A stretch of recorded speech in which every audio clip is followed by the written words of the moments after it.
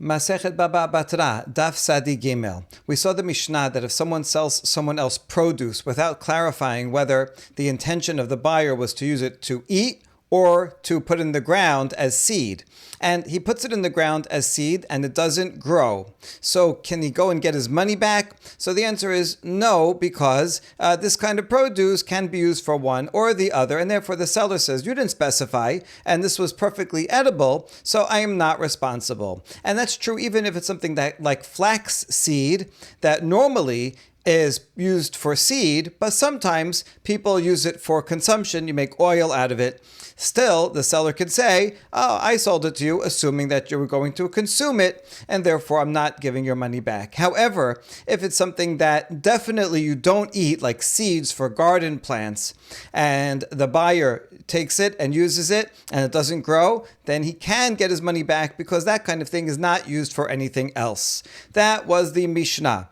Now, we quoted a related machloket between Rav and Shemuel about someone who sells an ox to his friend, and oxen also. Sometimes they're used for slaughter and sometimes as work animals. And they didn't specify. And the buyer, he wants to use it as a work animal, but turns out it's a wild ox, it's a shor mu'ad, cannot be used.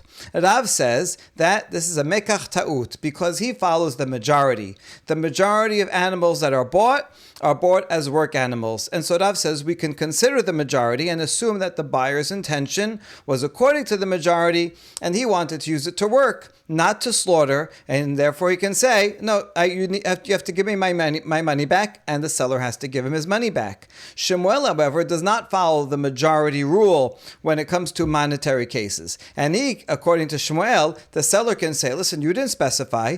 I sold it to you as an ox for slaughter, and therefore it doesn't matter if it's a wild ox, and I am not giving you your money back. And Shemuel says the seller does not have to give the money back. And so we see a general rule that Rav says we follow the majority of cases, whereas Shemuel says, no, you have to prove each and every case. You can't just follow the majority. Now, we already challenged Rav and Shemuel from a couple of cases, but now we're going to continue with some more challenges. And here's the first one for today from a Mishnah in Masechet Baba Kama Tashema. Shor shenagach et hapara v'nimsa ubara besida ve'eno yadua im ad shelo negacha yalda o im mi shenagcha yalda meshalem hasi nezek lapara urbia lavalad. The Mishnah teaches that if an ox gored and killed a cow, so we know for sure that this ox killed the cow, and let's assume it was a shor tam that had no history of violence, or not a lot of history of violence, so a shor tam has to pay half. So since it killed the cow, surely the owner of the ox has to pay 1/2 of the damage for the value of the cow. Now here, that's the easy part. Now here's where it gets complicated. We find that there's a dead fetus right beside the cow. So the cow had been pregnant and had a miscarriage. So the question was this caused by the ox also? In which case the ox has to pay or not? Well, it depends when this happened. So it's not known whether it already had a miscarriage before it was gored, right? This cow was standing around, it happened to have a miscarriage, and the fetus died. That has nothing to do with the ox. After that, the ox came and gored it. In that case, it's not the owner of the ox's fault. He does not have to pay anything for the fetus. But we're not sure. It could be that. Or it could be that it was pregnant with a healthy pregnancy at the time of the goring. And this ox now caused it not only for the mother to die, but also for the fetus to die. And in that case, the owner of the ox would have to pay half of the damage for the cow mother and also for the fetus. But we're not sure which one it is, and therefore the Mishnah says that he has to pay half the damage for the mother and only 1/4 of the damage for the offspring, because we follow Sumchus that says, Mamon hamutar besafek yachloku. Anytime you're not sure, 50-50, so then they split the difference. And so if it's totally liable, he would pay half. If there's no liability, pay 0. Split the difference is 1/4. That's the Mishnah. Now here's the proof that's going to be a challenge against Rav. Ve'amai lema halech achar rov parot ve'rov parot mit'aberot ve'yoldot v'avadai mechamat negicha hipila. Now, why should the owner of the ox have to pay anything for the fetus? Why don't we say we follow the majority? If, according to you, Rav, we follow the majority in monetary cases, then let's see. What's the majority? The majority of cases is that a cow will give birth only after a full term. It gives birth to a nice, healthy cow. And very few of the times that a cow is pregnant is it going to miscarry a dead fetus before full term. So therefore, we can assume that in the majority of cases, if left alone, the cow would go till full term and not have a miscarriage. If this one here, we see that there's a dead fetus, it's not because it had a miscarriage on its own before it was gored. It must be vadai that this was gored. That would be the majority of cases, is that if there's a miscarriage, it was caused by an outside factor, not that it happened naturally. And therefore, we should be able to assume, based on this majority, that the ox is what caused the miscarriage, and therefore the owner of the ox should have to pay half the amount, not only for the damage of the mother, but a full half of the amount for the fetus as well. That's the challenge against Rav. It makes sense for Shemuel, because according to Shemuel, we take into consideration the minority of cases, and therefore the owner of the ox says, well, I know it doesn't happen often, but it could be that this your cow happened to have a miscarriage right just before it was gored. You prove otherwise, and then I'll pay you the full amount of the half, but you have to prove it. So Shemuel says, yeah, that's a valid claim, even though it's a minority, it's possible. But Rav says you follow the majority, should say that we can assume that the miscarriage happened because of the goring of the ox. And the answer is Hata mishum de misapekalan. Tika lememar mikama ate umebi'atuta hipila. Vika lememar ma'achora ata umingach negacha vihipila. Have mamon hamuta besefek v'chol mamon shemuta besefek holkin. So no, here you got the sefek wrong. We are assuming that this miscarriage did happen because of the ox that came and gored, and it happened after the ox appeared.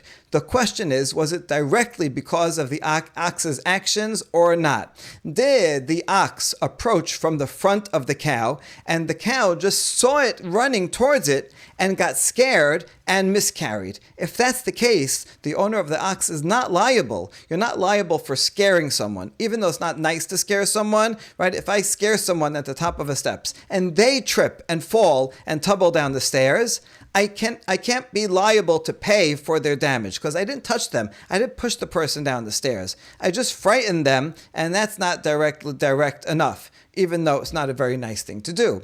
And so we know for sure, we can assume, in fact, like the majority, as Rav says, that most of the time, if there's a miscarriage, it happened because of some kind of outside force. But we don't know if it was direct or indirect. If it was indirect, that the ox came from the front, caused it to be afraid, and that caused the miscarriage already before the ox even touched it, then the owner of the ox has to pay zero.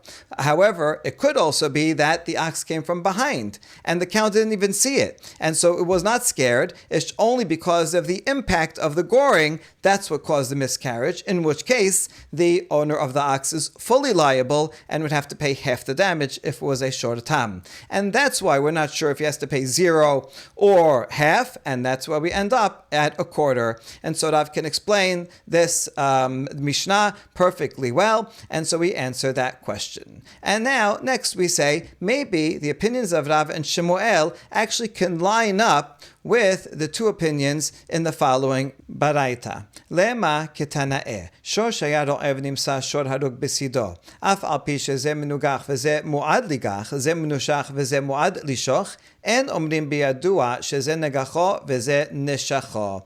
Let's say you have a case where you have an ox that's grazing. It's minding its own business. It seems innocent enough. However, right next to it, there is a dead ox.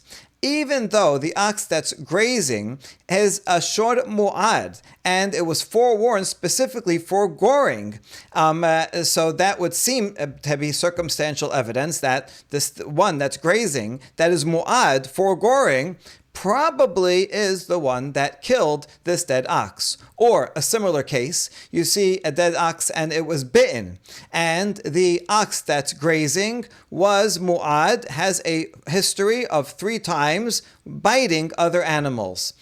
So, based on this circumstantial evidence, you would assume that even though there may be other animals around, you would assume that this one that's forewarned and is known to be wild probably is the ox that is responsible for goring or biting and killing the dead ox. However, according to Tanakama, we do not say for sure this is the one that did it, even though it could be, it seems likely, but we are not going to assume because who knows? No one actually saw it. There's no witnesses. And so you can't find guilt just based on circumstantial evidence. If you see a dead body and you see someone walking away with a bloody knife, you don't know that person did it. Maybe his knife is bloody because he was cutting chickens and someone else did the murder and ran away. And maybe it's all a setup. You don't know for sure.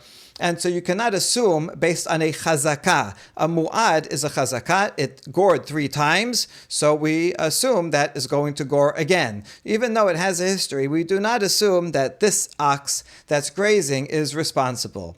However, Rabbi Acha omer, gamal ha'ocher ben hagimalim nimsa gamal harug besido beyadua shezeh harago. Rabbi Acha is using a different type of case, but it's the same principle, that you have a camel that's rampaging among other camels. It's acting in a very wild way. And you see a camel that is killed next to it. He says you can assume that the wild camel is the one that killed the dead camel, and the owner of the wild camel will have to pay for it. So you see that according to Rabbi Acha, he says that a chazakah is a presumption of guilt, and since it has a history, we can assume that this is the one that did it, even though there are no direct witnesses. Okay, that's the Braita. Now let's line it up with Rav and Shemuel. Savru hadiruba v'chazaka ki hadadeninhu. Right now, for the purposes of this setup, because we want to say that there's a parallel machloket, let's assume for the moment that majority and a chazaka presumption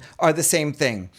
Just like, if there's a majority of people that use the animals for work animals or versus for slaughter, right? So a majority usage is basically the same principle as a chazakah. If something was done 3 times, then you have to worry and assume that it's going to happen again.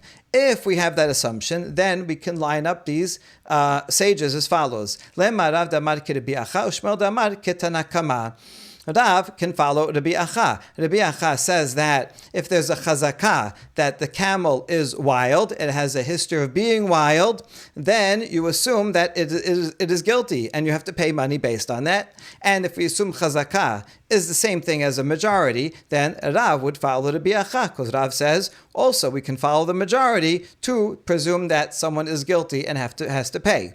Whereas Shemuel would follow Tanakama, because Tanakama says even though this ox has a chazakah, has a presumption, it's forewarned, nevertheless we don't take that into account when we assign guilt for payment, because how do you know? Maybe it's not the majority. I know the majority usually happens, but maybe it's the minority in this case. And so again, assuming that chazakah, prior history of happening 3 times, is basically the same as a majority. Just like he rejects chazakah, he rejects majority.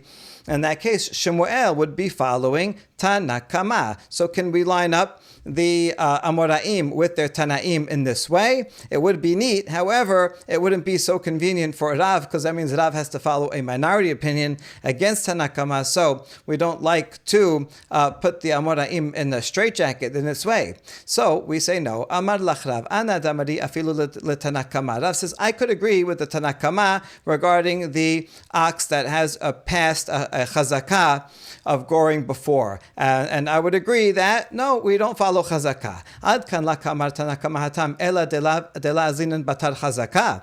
Ava bataruba azinan. Because, and Tanakama only says there that we don't follow a chazakah. I could agree with that. Just because someone did something 3 times before doesn't mean that for sure he did something again, right? You have to, so it is a forewarning, and the owner has to be extra careful, and will have to pay a full amount versus a half amount, but it doesn't make it more likely that it is guilty. And so therefore, I agree with Tanakama that a chazakah is not a presumption of guilt, and you can't make the guy pay just because his animal has a chazakah. However, a majority is different. Majority is a statistical analysis that the majority of animals are for this use and not for that use, and I think you can follow a majority. And so I could agree with Tanakama. Ushmal amar lach ana damri afilu rabbi acha ad kan lakama rabbi acha hatam ela da'azinan batar hazaka tehu gufem muchzak aval batar ruba la azinan. Shemuel can say, I can agree. Clearly, I agree with Tanakama. In my opinion, I can even agree with Rabbi Acha. Rabbi Acha only said in the case of camels that the one is liable because we do follow a chazakah. If this particular animal did it 3 times, the chazakah is regarding the animal itself. This animal has a prior history, and therefore it is more likely that it's responsible for killing the other camel. And therefore, I would agree with Rabbi Acha when it comes to a chazakah, because it's about this specific animal that you can presume guilt and make the owner of the wild a camel pay. However, when it comes to a majority, that's a statistical analysis of the whole field of all the animals of this kind. So you can't take a statistic and say just because a majority of animals are used for a certain way, that means in this particular case of this sale or this event that this also is, because clearly there is a minority for which that's not true. So you can't make someone pay based on a majority. And so in the end, we say a chazakah and a majority are really 2 different fundamental principles, and you cannot mix the 2. And one can agree that chazakah will make you pay, but not Rav, or vice versa. Next, we have one last challenge against Rav. And this is from our Mishnah, Tashema. Hamocher perot lachavero uzra'an velo samchu, va'afilu zera pishtan eno chayab ba'achareyutan. Our Mishnah taught that if someone sells produce to his friend, and his friend decided that he's going to use it for seed,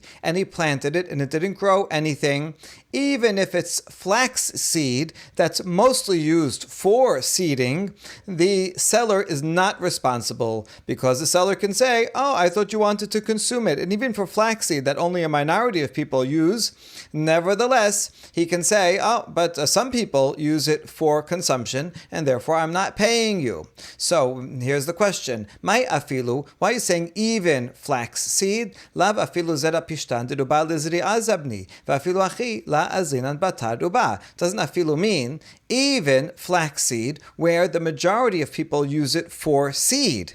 And nevertheless, we don't follow the majority here. The seller has a perfect right to say, yes, true, the majority of people use it for seed and it didn't grow, but some people use it for consumption. And you didn't specify, therefore I'm not paying you. So this would be a proof for Shemuel that we don't follow the majority, and it's a challenge against Rav.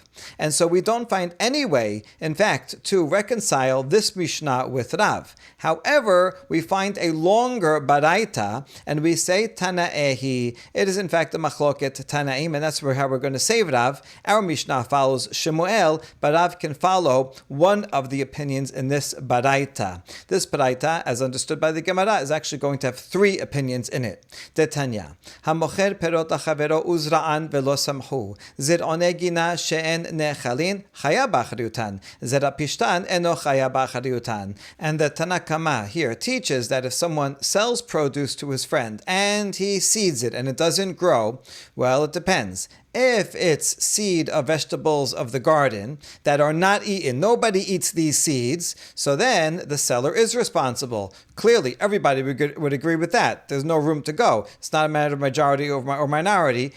These seeds are only used for planting, then the seller clearly is responsible. However, if they are flaxseed, where a minority of people use it for consumption, then the seller is not liable, because he can say, well, I sold it for consumption. I don't have to follow the majority usage. So therefore you see that this is the opinion of Shemuel. Rabbi Yosef Omer, noten lo deme zera. Amru lo harbe lochin oto lidvarim acherim. Rabbi Yosef says that that the seller has to pay him the value of the seeds because the majority of flaxseed is used for planting. And therefore, the buyer says, listen, I bought flaxseed and we have to follow the majority. Majority use it for planting and this didn't grow. Therefore, you have to pay me and the seller has to pay. So you see that according to Rabbi Yosef, we follow the majority, and Rav therefore is consistent with Rabbi Yosef. And then we have a third opinion where Gemara is going to assume that this Amru law is not the Tanakh Kama. And so Amru law, harbe lochin oto lidvarim acherim, and so a response of this opinion to Rabbi Yosef is that many people buy flaxseed for other things. In fact, not just many, a majority of people buy flaxseed for other purposes, and therefore we should follow the majority of people. In other words, Amru law is going to follow the majority, not the majority of the volume of flaxseed, which you're right, is used for seeding, because you have these big farmers that buy a lot of it. They're relatively few, right? Let's say there's only 10 of these big farmers that plant flaxseed, but they buy 60% of the flaxseed. So the majority of volume or weight of flaxseed is in fact sold for seed. However, there are lots of buyers, there's 1,000 buyers that buy a little bit of flaxseed, just 40% of it, and they use it for consumption. So really, it's about which majority you're going with. Is it the majority of flaxseed or the majority of buyers? And the majority of buyers use it for other purposes, and therefore the seller can say, I'm following the majority that use it for other purposes, and therefore I am not paying. Good. So now, man tana'eh. Now you told me that Rav and Shmuel is a machloket between two Tanaim. Which two of the three Tanaim in this Braita did you mean? If you say it's between Rabbi Yosef, well, Rabbi Yosef clearly follows Rav, because he says a majority. And how about the Amru law? But that can't be, because Tarvayu batar ruba azle, mor azil batar ruba di inashe, umor azil batar ruba dizri'ah. The sages, represented by Ve'amru law, follow the majority of people, of buyers, of customers. Most of them use it for consumption, and therefore we can assume that it is for consumption and the seller does not have to pay. Whereas the other sage, Rabbi Yosef, he follows the majority of the seeds themselves, the volume of the seeds. And since the majority of that is used for planting, therefore the seller has to follow that majority and he will have to pay back the buyer for that. And so both of those actually follow Rav. So since they both follow Rav, those are not the two Tanaim that represent Rav and Shmuel. Ela I Tanakama ve'Rabbi Yosef I Tanakama ve'Amru law. Rather, the two Tanaim that are parallel to Rav and Shmuel can be either Tanakama and Rabbi Yosef or Tanakama and ve'Amru law. Either way, Tanakama is going to represent Shmuel that says we don't follow the majority, and the other side will be either Rabbi Yosef or Ve'amru law who Rav follows, that say that we do follow the majority. Next, we quote another Baraita that picks up on one of the phrases that we just mentioned, that in the case when one does have to pay, here Rabbi Yosef says, he has to pay for the value of the seed. And so that's what we're going to ask now. In whatever case it is, in the case where a seller sold something as seed, and then it did not, he planted it, and it didn't grow, and the seller is responsible. So when we say the seller is responsible, for what? How much does he have to pay? That's a machloket, Tinor Banan. Mahu noten lo deme zera velo hotza'ah v'yesh omrim af hosa'ah. How much does the seller have to pay? The first opinion says he has to pay for the value of the seed, but not for the expenses that the buyer took upon himself by hiring laborers to go and plant the seeds and water and whatever else he had to do. That the seller is not responsible for. The seller is only responsible for the seeds that he sold, whatever price that is. He has to pay back that money. That's Tanakama, and it's consistent with what Rabbi Yosef said before, he has to pay for the value of the seeds. However, a Yesh Omrim says that the seller is responsible even for the expenses, because the buyer can come and say, listen, I bought your seeds for $1,000. Then I went and spent another $1,000 for hiring all these people and doing all the work, but that was all for nothing because you sold me bad seeds. So all that money that I spent is all your responsibility. And so he has to pay back a full $2,000 according to Yesh Omrim.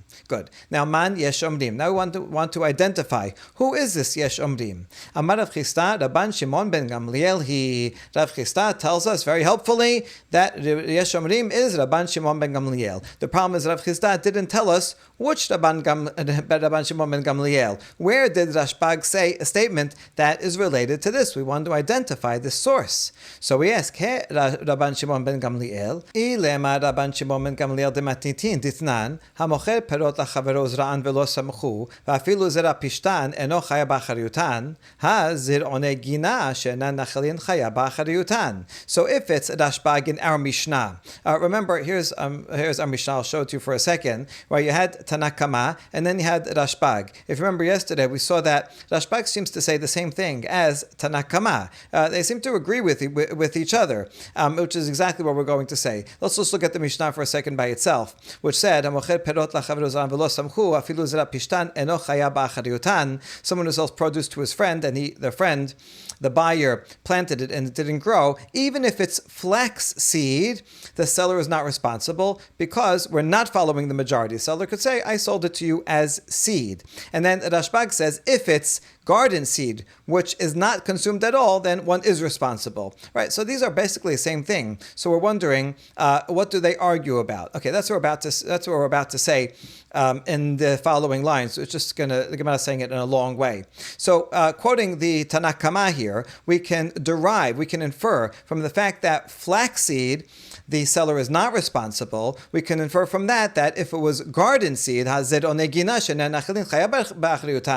it's garden seed that's not consumed at all, then this opinion, the Tanakama would say that the seller is responsible. Now let's go to the Sefa. He says that if it's garden seed that's not eaten at all, then the seller is liable because obviously it's only for planting. Tanakama nami hachikamar zera pishtan hu de nochaya b'achariutan ha zer one gina shenenachalin chaya b'achariutan. But Tanakama would agree perfectly with that because that's what we just said as an inference, because he said that flax seed, that's the case where the seller is not liable. But if it was garden seeds that are not eaten at all, then he would be liable. So Tanakama and Rashbag are saying the same thing, but the Mishnah is structured as if it's a machloket, so they must have a difference between them. So then what is the difference between them? It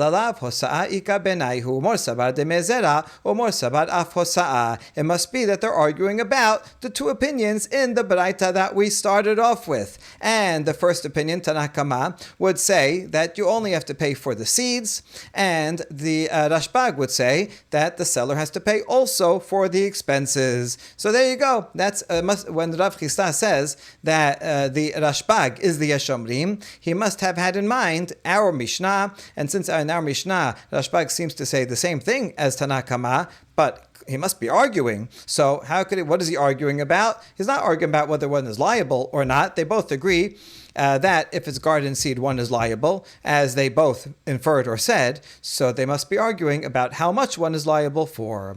Now we ask, Mimai, Dilma Ipecha, how do you know that Tanakama is the one that's more lenient and says he only has to pay for the seed, and Rashbag is the one that says he has to pay for all the expenses? Maybe it's the other way around.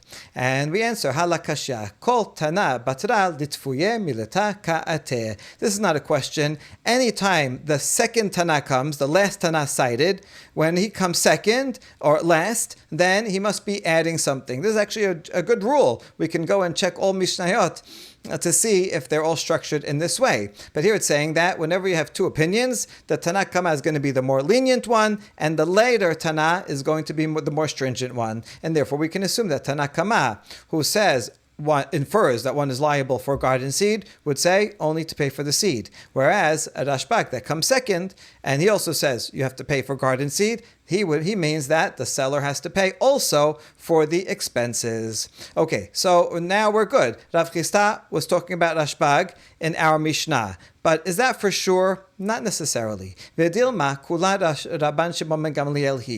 actually read our Mishnah in a way that there's no machloket. Maybe our entire Mishnah is all the opinion of Rabban Shimon ben Gamliel, and there is no other Tanakama that disagrees. katane. Now I know the structure of the Mishnah as is looks like there's two opinions, because it says Tanakama, anonymous, and then it says Rashbag. But here's another way that you can read our Mishnah by inserting a couple of words. Hamocher perot hachaveru zra'an velo samchu, afilu zera pishtan eno chaya ba'achariotan. Hazero negina she'enen nachlin chaya ba'achariotan. Dibre Rabban Shimon ben Gamliel. She Rabban Shimon ben Gamliel omer, zera pishtan hu de'eno chaya ba'achariotan. Hazero negina she'enen nachlin chaya ba'achariotan. So you can read it Either the Gemara is actually putting in these words, or leave the words as is, but you could read it as if it's saying these words. In this case, you can really read it as if. And here's how you'd read the Mishnah. These are the words that actually says, someone who sells produce to his friend, and the buyer planted them, but they didn't grow. Even if it's flaxseed, the seller does not have to pay. Now, this we can infer from this that if it was garden seed that's not eaten, then they would have to pay. And all this is the words of Rashbag, because Rashbag says that garden seed, the seller is only flaxseed one is not responsible for, but garden seed someone is responsible for. So really, the rest of it that says Rashbag says that's saying, above is all Rashbag, and how do we know that's true? Because now we're going to quote Rashbag, and Rashbag in fact says this line, and from that line we can derive the principle that we said before. So basically, Rashbag could have only said the statement about the garden seed, and the beginning of the Mishnah is an inference from Rashbag, since Rashbag says that the seller only has to pay for garden seed that's not eaten at all. So we can infer from that anything else, like even flaxseed, where its majority is for seed, but it doesn't, not all of it. So in that case, we can follow, the seller can assume the minority and say, I'm not paying. Maybe you're the part of the minority, and he does not have to pay at all. So really, the entire Mishnah can be the same one opinion, and then Rav Chisda would not be talking about this Mishnah, and so now we need a new candidate for what did Rav Chisda mean when he said, who is Yesh Omrim, that says you have to pay for all expenses, and Rav Chisda said it's Rashbag. We saw how it could be Rashbag in our Mishnah, but not necessarily so, because we can read our Mishnah as all Rashbag and no machloket, and so we need a new candidate. Ela ha Rabban Shimon ben Gamliel detanya hamoli chitin litchon velo letatan va'asan subin o mursan kemach lanachtom va'afao pat nipulin behema latabach v'nibela hayab mipnei shehu kenose sachar. And then Rabban Shimon Gamliel has a different answer. So rather, when Rav Chisda says that the Yesh Omrim above that says you have to pay the full amount, even expenses, is not Rashbag in our Mishnah, but Rashbag in the following Tosefta from Baba Kama that says, if, let's say, I own some wheat and I give it to a miller, I hire a miller to grind it for me, and he did not wet the grains as you're supposed to so that it will grind finely, and he didn't do it, he messed up, and instead he gave me back bran or coarse bran. So he ruined my flour. I mean, it's somewhat a little bit useful, but not as useful as it would be if it was ground as fine flour. Now I just have bran, which is much cheaper. Or let's say I give flour to the baker, make me a nice bread, and he messes up and he makes it underbaked, crumbly bread. He ruins my flour. Or if I take my animal and give it to the butcher to do slaughter for me, and he messes up and makes it nevela, totally not kosher. I have to sell it to a non-Jew. I can't eat it. It's worth much less for me.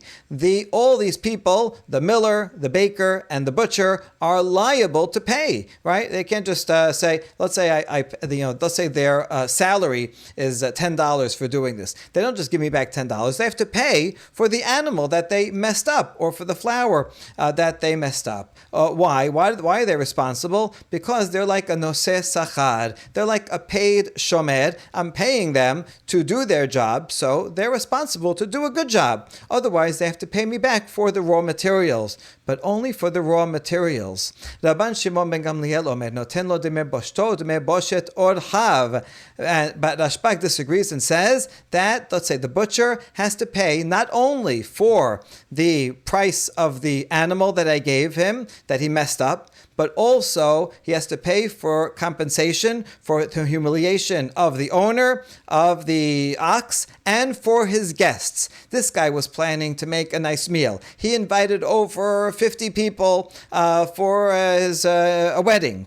And so they're all going to come, and he has this sheep that he gave to the butcher, and the sheep is worth, let's say, $100. Okay, and he's going to pay him also something to slaughter the sheep. So now the guy messed up. The butcher messed up, and now he has no kosher meat. And now he's making a wedding. What's going to happen? All the guests are going to come. They're going to be like, look, we came to the wedding. There's no food here. And the host is going to be so embarrassed. And they're going to be embarrassed that, look, he invited us and doesn't give us food. So they're going to feel humiliated. The host will feel humiliated. That's a lot of loss. The butcher is responsible for all of that loss, which, if think about it, makes a lot of sense. Nowadays, you hire a caterer, pay the caterer $10,000 to make a nice party for you. He doesn't show up. Okay, so then he says, "Oh, here's your money back." No, I don't want my money back. That's not. I lost much more than the money of the $10,000. I had all these people come over for a party, and there was no caterer, no food. Right? That embarrassment is worth $100,000. That's what the caterer should have to pay. Can't just not show up and to say, "Okay, here's your money back." So Rashbag says you have to pay much more. And so this is the statement that Rav Chisda was referring to when he says that the seller has to pay back not only the seed but also the expenses. This is consistent with Rashbag. So Tanakama here would be the Tanakama of that Baraita. You have to pay back only for the raw materials. Back there, I gave you seed and it didn't grow. All right, I'll pay you back for the seed. And so too here, right? The flour, I messed it up, I'll pay you back for the flour. But that's it, nothing else. Whereas Rashbag says you have to pay for all of the embarrassment that caused this guy, the owner of the flour, or of the animal. And so too Rashbag would say you have to pay for all the expenses of the buyer of the seed who put in a lot of money to make it grow and it didn't grow. So the seller is responsible for all the consequences as well. וכן היה רבן שמעון בן גמליאל אומר, מנהג גדול היה בירושלים, המוסר סעודה לחברו וקלקלה, נותן לו דמי בושתו ודמי בושת אורחיו. Rashbag says that there is a great custom in Jerusalem that if someone gives raw materials, gives ingredients to someone else to prepare a meal for him. I have all the raw ingredients. I hire a chef because I'm going to have a lot of guests over. And the chef messes up all the food and burns everything and everything is bad. Then the chef has to pay not only for the ingredients that I gave him that he ruined, but he also has to pay for the humiliation of the guests and the humiliation of the host. And so Rashbag, that's an elaboration of what Rashbag says here as well. And then we end off with one other, since we talked about one great practice in Yerushalayim, here's another one. Od minhag gadol haya b'Yerushalayim. Mapa perusa al gabei hapetach. Kol zeman shemapa perusa orchin nichnasin. Nistalaka mapa and haorchin nichnasin. That in Jerusalem, when someone had a party, we wanted to avoid embarrassment to the host and the guests if there was no more food, if you ran out of food towards the end of the party. And so here's what they would do. They would take a cloth and spread it over the entrance of the hall. As long as the cloth is there, so then the guests would come in. It means there's still lots of food. However, once the food runs out, so you don't want people to come in and say, "Oh, there's no food here," and then the host will be embarrassed, and they're like, "Oh, see, I came for nothing," and that won't be good. So you make it more subtle. When there's no more food, you just remove the cloth from the entrance, and then the guests will see, "Oh, the cloth is gone. You know what? Where the invitation is no longer open," and then they won't come in, or if they do come in, they won't expect any food. They'll just say a quick mabruk, a quick mazal tov, and they'll leave, and they won't be humiliated, or they won't humiliate the host. So you see what a beautiful thing this is in Yerushalayim, that they felt responsible to make sure not only that they would pay back for the basic ingredients, but they cared also about the honor of the guests and the honor of the host. Baruch Adonai le'olam. Amen ve'amen.